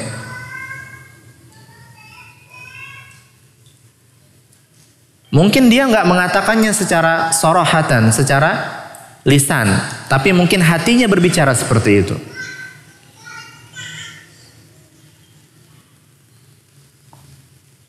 Maka tentu saja ini adalah perkataan yang keluar dari orang yang bodoh, jahil dia terhadap Allah. Karena Allah Azza wa Jal memberikan dunia ini kepada orang-orang yang Allah cintai, dan Allah juga memberikan dunia ini kepada orang-orang yang tidak Allah sukai. Dunia ini diberikan ke siapapun, baik dia orang-orang mukmin ataupun dia orang-orang kafir, semua diberikan. Dan tadi orang-orang yang telah berbuat kerusakan tadi kita mengatakan tidak benar apa yang mereka telah lakukan. Jangan sampai kita merasa takjub, wah dia melakukan kemaksiatan ini itu tapi hidupnya nikmat-nikmat saja. Dia makan harta riba, sekarang dia dalam keadaan senang-senang.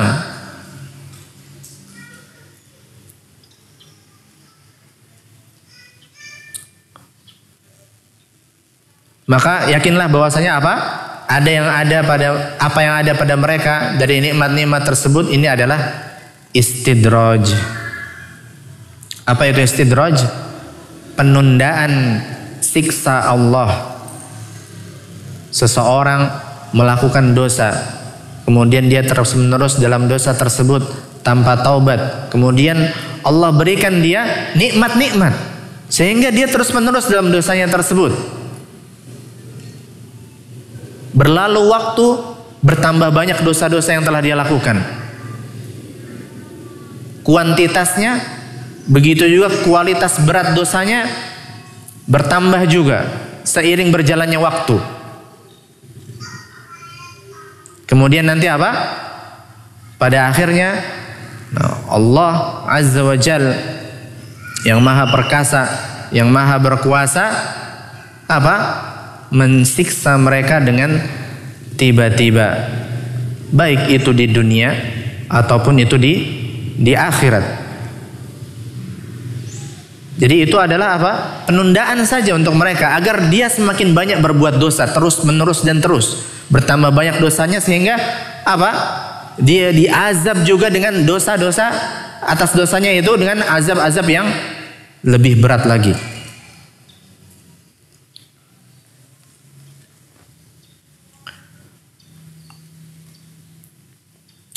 Nabi SAW mengatakan, "Idza ra'aitallaha yu'til 'abda minad dunya 'ala ma'asihi ma yuhib fa innama huwa istidraj."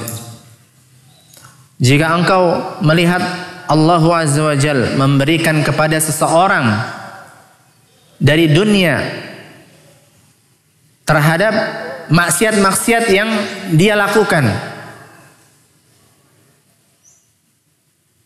maka ketahuilah sungguhnya itu adalah istidraj, penundaan siksa, diulur siksanya, ditunda sampai ketika sudah semakin banyak dosanya, imma dia diazab di dunia kemudian di akhirat, Imma dia diazab di akhirat dengan azab yang lebih berat lagi kalau dia tidak bertaubat ketika di dunia.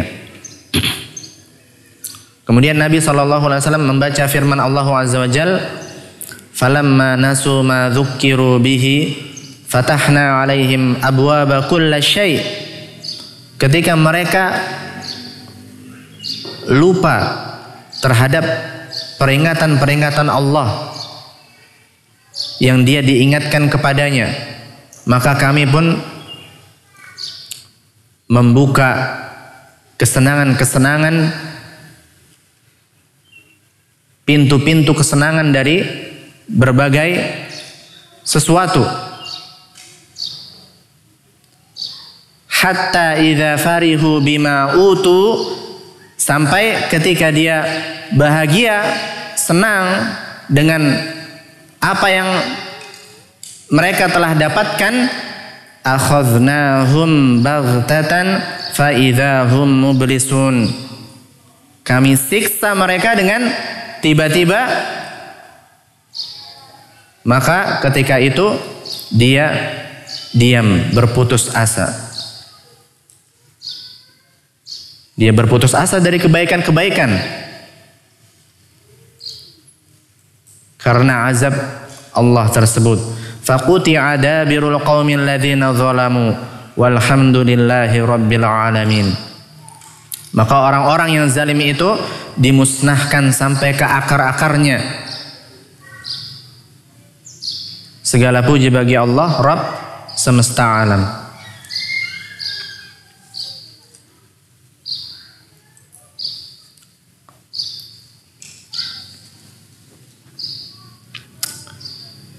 Kemudian kesalahan berikutnya dalam perkara taubat adalah berputus asa dari rahmat Allah Azza wa Jalla. Putus asa dari rahmat Allah Azza wa Jalla.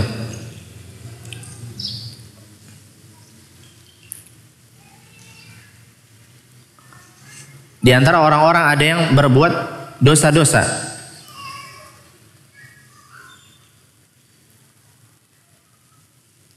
Kemudian mungkin dia bertobat sekali, dua kali, kan, tapi dia mengulangi dosa-dosanya tersebut terus, sehingga akhirnya dia berkata pada dirinya, ini saya termasuk orang yang nggak bisa bertobat. Dia putus asa dari rahmat Allah Azza wa Jalla. Sehingga akhirnya sudah dia terus-menerus dalam dosanya karena dia putus asa terhadap rahmat Allah Azza wa Jalla. Dia menyerah untuk bertaubat kepada Allah Azza wa Jalla, kembali kepada Allah. Kita mengatakan bahwasanya ini adalah dosa besar. Bahkan kita mengatakan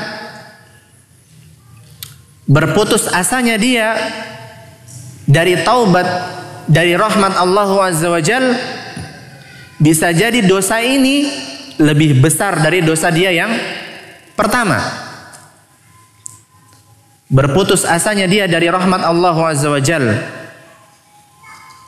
bisa jadi lebih besar dosa ini daripada dosa dia yang pertama tadi, yang dia terus menerus di dalamnya.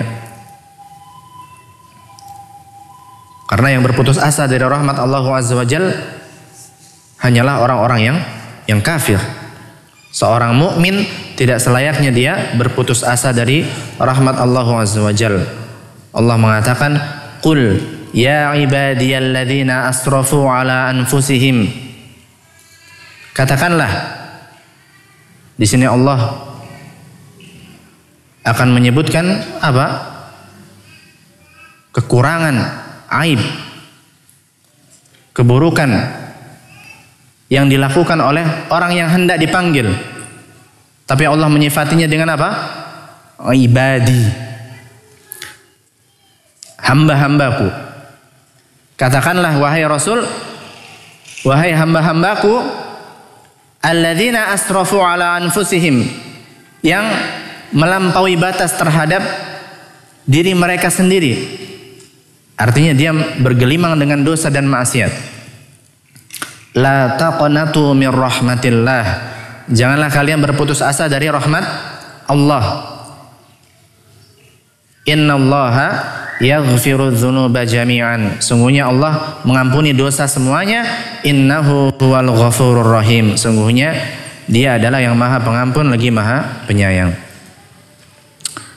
Dan ikhwani wa akhwati fillah rahimani wa rahimakumullah, masih ada kesalahan-kesalahan lainnya dalam perkara taubat ini. Di antaranya misalkan adalah seseorang yang berputus asa dari taubatnya para pendosa. Jihah ini berarti datangnya dari orang-orang di sekeliling pendosa tersebut. Mereka berputus asa dari taubatnya si pendosa ini. Di antaranya lagi adalah apa? Mencela orang-orang yang diuji dengan dosa-dosa ini. Kita melihat orang berada dalam dosa dan maksiat, bukannya malah menasihati, bukannya malah mengingatkan, malah apa? Ya dia mencela dia, sehingga dia semakin jauh dari kebaikan-kebaikan karena celaan tersebut. Kemudian di antara kesalahan yang lain juga adalah apa? Berhujjah dengan takdir terhadap perbuatan maksiatnya tersebut, dengan mengatakan apa? Allah sudah mentakdirkan maksiat ini terjadi, ya sudah. Dan tentu saja ini adalah semuanya adalah dakwah-dakwah, anggapan-anggapan yang tidak benar, yang para ulama telah membantah semua dakwah-dakwah tersebut. Dan karena keterbatasan waktu kita tidak bisa menyebutkan dan membahas semuanya.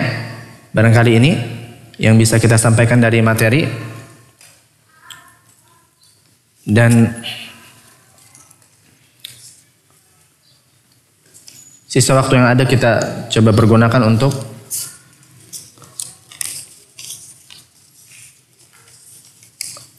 melihat pertanyaan dan menjawabnya jika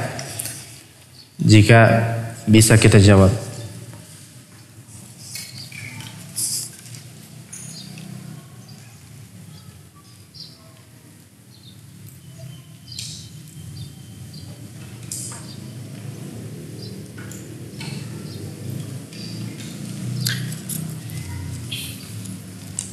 Baik.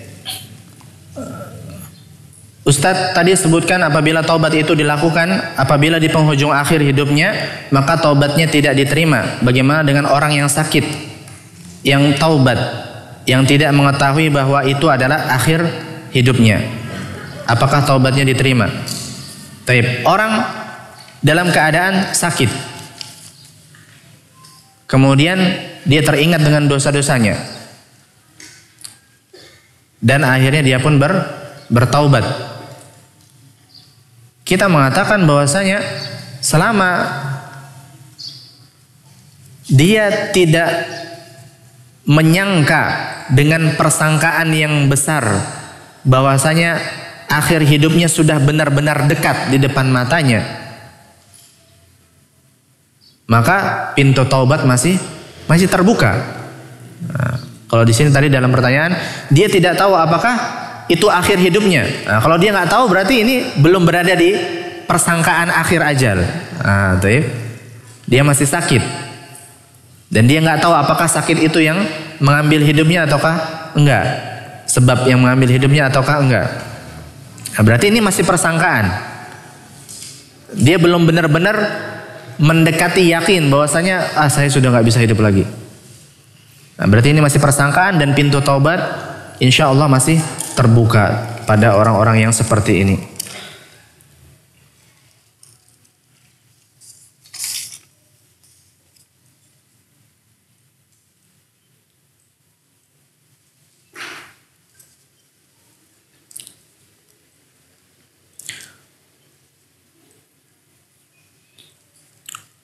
Ustadz, apakah berdosa jika kita meragukan taubatnya seseorang?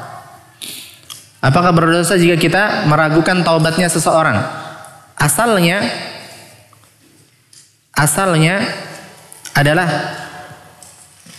kita senantiasa berhusnudzon berprasangka baik terhadap taubatnya seseorang. Dan ini termasuk akhlak yang mulia. Kita berprasangka baik dengan taubatnya seseorang, bahkan kita menolong dia, bahkan kita menggandeng dia untuk pergi ke majelis-majelis ilmu, berbuat ketaatan-ketaatan. Ini akhlak yang sangat terpuji sekali.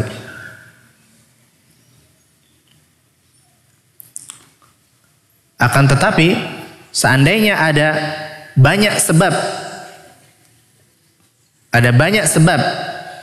yang datang di hadapan matanya yang menjadikan dia berpikir, oh ini orang kayaknya masih nggak benar. Kemudian kita dalam keadaan misalkan mau bermuamalah dengan dia, nah gitu ya, berbisnis atau apapun itu. Nah, tapi kita dihadapkan itu tadi, dia sudah bertaubat dari, katanya dia sudah bertaubat dari perbuatan yang lama, tapi kita melihat masih ada banyak korinah ya, petunjuk-petunjuk bahwanya si fulan ini ya pura-pura taubat aja misalkan. Maka silahkan dia bangun muamalah dia berdasarkan persangkaan itu. Kalau memang ada banyak petunjuk-petunjuk ke sana. Tapi asalnya adalah kita senantiasa berhusnudzon terhadap kaum muslimin. Ya, nah.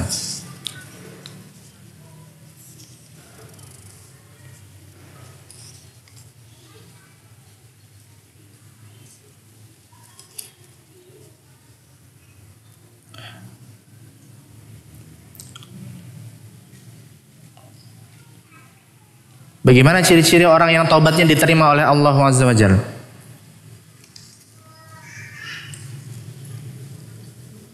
Salah satu cirinya adalah dia khawatir taubatnya tidak diterima. Salah satu cirinya adalah apa? Dia khawatir taubatnya ini belum sebenar-benarnya, nggak diterima oleh Allah Azza wa Jalla, sehingga kekhawatiran tersebut mendorong apa? Mendorong dia memperbanyak perbuatan baik, ketaatan-ketaatan, benar-benar berhati-hati terhadap dosa-dosa yang lalu sehingga dia tidak terjerumus lagi ke dalamnya, memperbanyak amal baik dan seterusnya. Mudah-mudahan ini adalah tanda-tanda bahwasanya taubatnya telah diterima. Karena Allah ganti dosa-dosanya tadi dengan apa? Dengan yang lebih baik, berupa apa? Amal-amal, ketaatan-ketaatan dan seterusnya.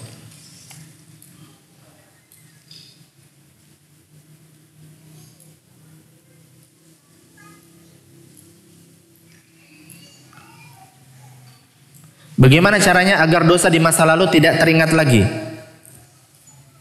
Padahal sudah bertobat dari dosa tersebut. Dosa-dosa yang terjadi di masa lalu, bahkan kita katakan ini adalah sesuatu yang perlu sering kita ingat-ingat. Agar apa? Agar kita senantiasa mendekat kepada Allah Azza wa Jalla, agar kita membayar dosa-dosa yang berada di masa lalu tersebut dengan apa? Perbuatan-perbuatan baik, memperbanyak perbuatan-perbuatan baik dari ketaatan-ketaatan. Maka senantiasa kita katakan apa? Bahkan silakan diingat-ingat dosanya. Agar apa? Agar kita senantiasa berhati-hati dari dosa itu, agar kita senantiasa mendekat kepada Allah Azza wa Jalla.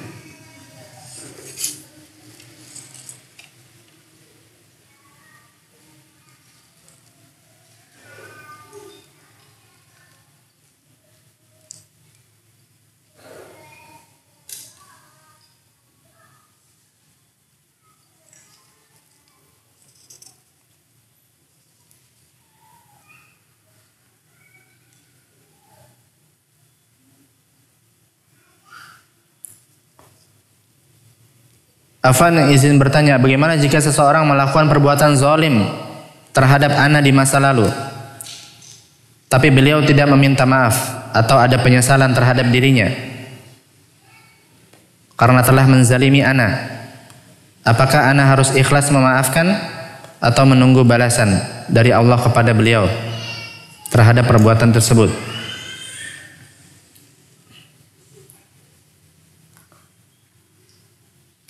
Taib. Pertama kita mengatakan secara singkat, memaafkan itu tentunya lebih baik, lebih tinggi tingkatannya. Ya, memaafkan orang lain yang berbuat zalim terhadap diri kita ini lebih baik, lebih tinggi tingkatannya daripada kita berharap balasan terhadap orang tersebut. Dan Allah tidak samar terhadap segala tindak tanduk hamba-hambanya, dan perbuatan-perbuatan tersebut pasti akan dimintai pertanggungjawabannya. Entah kita lupa dengan hal tersebut atau entah kita mengingat-ingatnya, Allah langsung pasti akan memintai pertanggungjawaban orang tersebut. Maka kalau kita bisa berusaha, mungkin di awal kita nggak bisa, tapi kita senantiasa mengingat keutamaan memaafkan orang lain, menjadikan hati kita juga beristirahat dengan memaafkan orang tersebut. Maka kalau kita bisa melakukan ini lebih baik.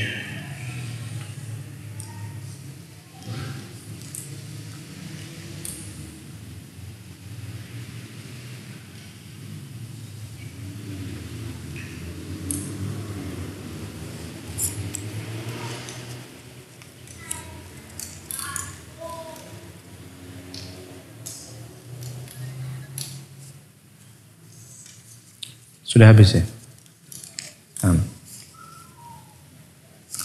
Baik. Barangkali ini yang bisa kita sampaikan di waktu yang singkat ini. Mudah-mudahan apa yang kita bahas pada pagi hari ini dapat menjadi tambahan ilmu yang bermanfaat bagi kita. Kita mohon kepada Allah ilmu-ilmu yang bermanfaat dan menerima segala amal-amal kita. Hadza wa sallallahu ala nabiyyina Muhammadin wa ala alihi wa sahbihi wasallam. Subhanakallahumma wa bihamdik asyhadu an la ilaha illa anta astaghfiruka wa atubu ilaik.